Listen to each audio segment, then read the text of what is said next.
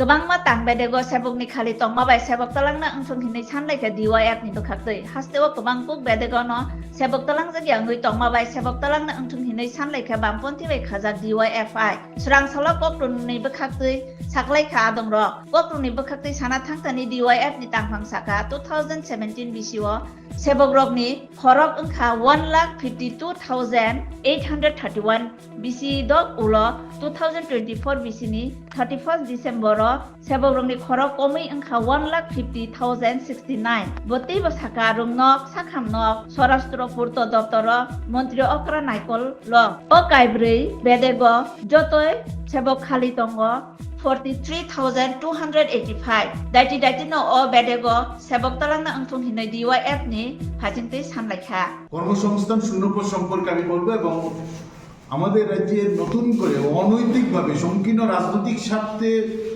বেকারদের যারা কর্মপ্রার্থী কর্মপ্রত্যাশী দিয়ে কর্ম পাচ্ছেন তাদেরকে মিসগাইডেড করার জন্য সংকীর্ণ রাজনৈতিক দলীয় স্বার্থে বিজেপি যে কাজটা করছেন এই সম্পর্কে আমাদের রাজ্য সভাপতি পলাশ ভৌমিক বলবেন।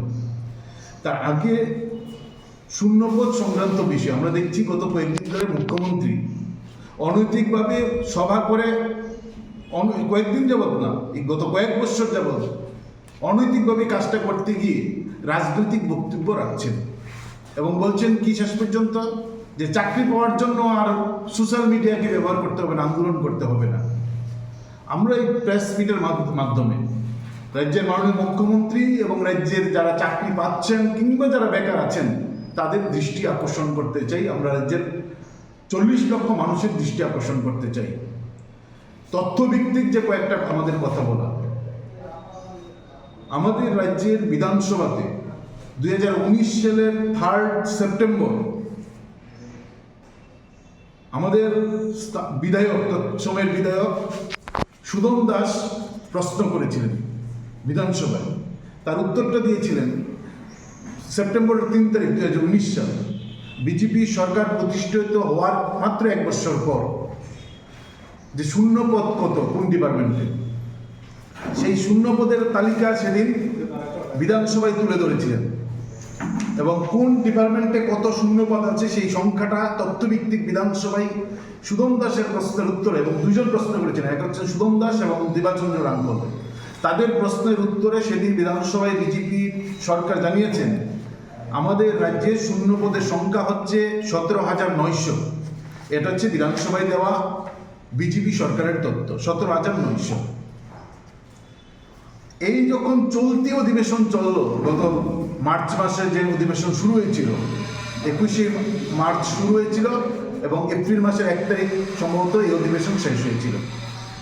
এই অধিবেশনে আমাদের রাজ্যের বিধায়করা যখন প্রশ্ন করছেন যে আমাদের রাজ্যে শূন্যপদ কত, তখন 14 থেকে 15টা ডিপার্টমেন্টের শূন্যপদের তথ্য বলছেন তাদের হাতে নেই। বাকি যে শূন্যপদের তথ্য আমাদের সামনে গোটা বিধানসভায় তুলে ধরেছেন, যার মধ্যে দিয়ে আমরা জানতে পেরেছি এই শূন্যপদের সংখ্যা হচ্ছে 43,285। 2019-এ শূন্যপদ ছিল 17,900। এই শূন্যপদ 14-15টা ডিপার্টমেন্ট বাদ দিয়ে শূন্যপদ হচ্ছে 43,285। আমরা নানাভাবেই তথ্য বিভিন্নভাবে সংগ্রহ করেছি। বিধানসভায় দেওয়া তথ্য হচ্ছে 43,285, বাকি যে ডিপার্টমেন্টটি দেয়নি সেখানে আরও প্রায় 8,000-এর মতন শূন্যপদ পড়ে আছে। সব মিলে আমরা দেখেছি যে 51,285টার মতন শূন্যপদ আমাদের রাজ্যের সরকারের বিভিন্ন দপ্তরে পড়ে আছে। আমরা দেখেছি যে 51,000-এর উপর শূন্যপদ পড়ে আছে, যেখানে চাকরি দিচ্ছেন না, সেখানে শুধুমাত্র শিক্ষা দপ্তরে শূন্যপদ কত, স্কুল এডুকেশনে মানে primary elementary education, secondary education, higher education এবং তার সঙ্গে 245টা আছে সোশ্যাল এডুকেশন। আমরা শুধু এডুকেশন সেক্টর যদি ধরি সেখানে শূন্যপদের সংখ্যা হচ্ছে 12,190। আমাদের রাজ্যের নতুন প্রজন্মকে অন্ধকারে তলিয়ে দেওয়ার জন্য সরকারের এই সিদ্ধান্তটা। 12,190টা শূন্যপদ হচ্ছে এডুকেশন ডিপার্টমেন্টে। হেলথ ডিপার্টমেন্ট, স্বাস্থ্যক্ষেত্রের অবস্থা আমরা প্রতিদিন দেখছি কি ভয়ঙ্কর চিত্র স্বাস্থ্যক্ষেত্রে, সেখানে ডাক্তারের শূন্যপদ হচ্ছে 1366, নার্সিং অফিসারের শূন্যপদ হচ্ছে 5,112, টেকনিক্যাল স্টাফ খুবই গুরুত্বপূর্ণ, সেখানে শূন্যপদ হচ্ছে 1157। তার কোনো দল না অনিমেষ দেববর্মা, না আইপিএফটি নেতা, না শুক্লাচরণ ত্রিপুরা, মন্ত্রিসভায় আছেন তারা। দুজন মন্ত্রী আছেন, মতা থেকে একজন, আর আইপিএফটি থেকে একজন অর্থমন্ত্রী আছেন মতা থেকে। এই রিজার্ভেশন যদি 31 রিজার্ভেশনে 51,000 পোস্টের এগেনস্টে 15,800 জনের উপর এসটি ছেলেমেয়ের চাকরি পাওয়ার কথা, এই ছেলেমেয়েরা চাকরি পাচ্ছেন না, একটা শব্দ সেখানে উচ্চারণ করছেন না। আমরা এই প্রশ্নে দেখছি যে এই চাকরি যে হচ্ছে না, আরও বিপজ্জনক দিক হচ্ছে। প্রতি বছর 3,500 থেকে 4,000 পোস্ট এবলিস্ট হচ্ছে, কারণ এক বছর পোস্টগুলো নিজে নিজে এবলিস্ট হয়, ভবিষ্যতে সেখানে চাকরি কোনো সুযোগ সেখানে থাকছেন না। মুখ্যমন্ত্রী নানা কথা বলছেন অফার হাতে, অনৈতিকভাবে অফার হাতে তুলে দিয়ে। আমরা মাননীয় মুখ্যমন্ত্রীকে জিজ্ঞেস করতে চাই, 2019 সালে জিআরএস এর পরীক্ষা হয়েছিল, ফলটা কেন প্রকাশ করছেন না? তারা বেকাররা পকেট থেকে টাকা দিয়ে ফর্ম ফিল আপ করেছেন 350, 400, 450 টাকা দিয়ে। 1 লক্ষাধিক ছেলে মেয়ে আপনাদের এই ফান্ডে টাকা জমা দিয়েছে সরকারের কোষাগারে, ফর্ম ফিল আপ করেছেন। 2019 সালে পরীক্ষা হয়েছিল, ফলাফলটা প্রকাশ করছেন না। এসটিজিটির পরীক্ষা হয়েছে 2022 সালে, 2025 সাল মে মাস, ফলাফল দিচ্ছেন না। টিআরবিটি বলছেন কোর্টে কেস। কোর্টের মধ্যে গিয়ে এই জানলাটা বাঁধাচ্ছেন? কেন মীমাংসা করছেন না? সরকার হাতে সবটা আছে। সরকার পরিকল্পিতভাবে কোর্টের দরজায় ধাক্কা দিয়ে সেখানে শিক্ষক নিয়োগ থেকে হাত গুটিয়ে রাখছে। এসটিপিজিটি 2022 সালে কয়েকজন নিয়োগ হয়েছিল, তারপর এসটিপিজিটি সম্পূর্ণ নিয়োগ বন্ধ। এসটিপিজিটি শিক্ষকের প্রতিটা স্কুলে সেখানে নিয়োগ নেই। ফায়ার সার্ভিস নিয়োগ প্রক্রিয়া প্রায় সম্পূর্ণ। আমরা বলছি বাতাসে খবর যে নিয়োগের আগেই চূড়ান্ত অনৈতিক অনেক কিছু প্রকাশ্যে সামনে এসে করেছিল। তড়িঘড়ি ফায়ার সার্ভিসের নিয়োগটা বাতিল করলেন, কেন ঝুলিয়ে রাখলেন বেকারদের সামনে?